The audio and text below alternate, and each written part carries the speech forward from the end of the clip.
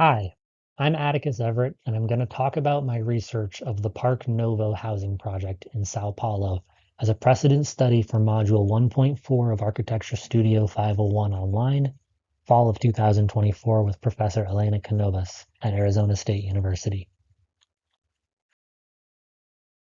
The Parque Novo Santa Amaro was designed by Hector Vigliecca and Associates in the early 2010s. The project was publicly funded to bring urban amenities to a high-density portion of the Santa Amaro area of Sao Paulo in Brazil.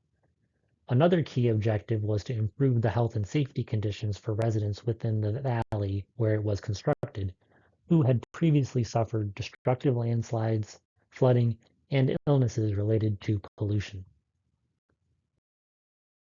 I drew a series of sketches based on photography of the site and project and used color and shape to quickly analyze and document the site and program conditions. I projected the images, then interpreted them using chalk pencils for the scene and pen to illustrate the image's central focus. A key design factor was the original spring-fed stream along the valley floor.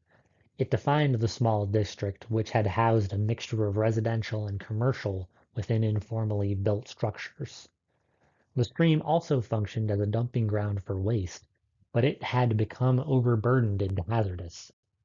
The program for Novo Parque Santa Amaro canalized the stream underground and built a street over its bed to preserve the physical memory of the site and residents. The valley itself also presented an opportunity for the program to benefit the entire community. Before construction, walking routes had required one to either climb down and back up the valley or go around it through a dense urban network. The project incorporated walkways crossing the valley into the circulation systems of the housing units.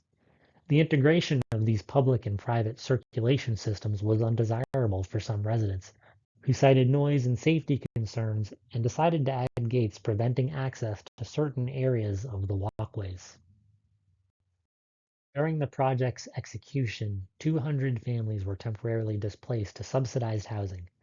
They were later housed within the Novo Park project.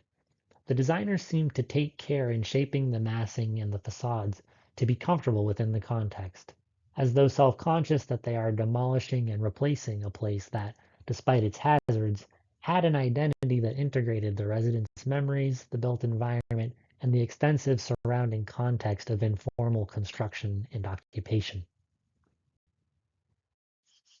The site plan is organized at the ground level in a figure-8 circulation pattern, which moves users around the pre-existing soccer field on the southern end and the new park amenities on the northern end, which included a skate park, a playground, and reflecting pools fed by the original stream's spring. Units are modular and arranged along single-loaded exterior corridors running the length of the narrow building masses, allowing good ventilation and daylight. The design takes advantage of the climate by externalizing circulation to the walkways connecting buildings at various levels and to the ground via stairs. The reflecting pools fell into disrepair soon after the building was occupied, which illustrates the importance of thoughtful design with respect to maintenance cost. Though they served as a draw and a reference to the stream, they ultimately represented a liability for the community of residents. The project was very well received by the community, but in part due to its popularity as one of the very few public recreation facilities in the area, the program's capacity became overburdened, and some paying residents felt that the public aspects of the program were overshadowing the private dwelling unit function. The project deeply altered the fabric of the community and built environment of its contextual neighborhood. It contended with environmental hazards, but it also greatly reduced the commercial character of the informal district. Though the design incorporated space for businesses, few if any were successful in the new context. For the residents who continued living on the site after having been temporarily displaced, the project was successful, but they continue to modify aspects of access and usage to their own needs.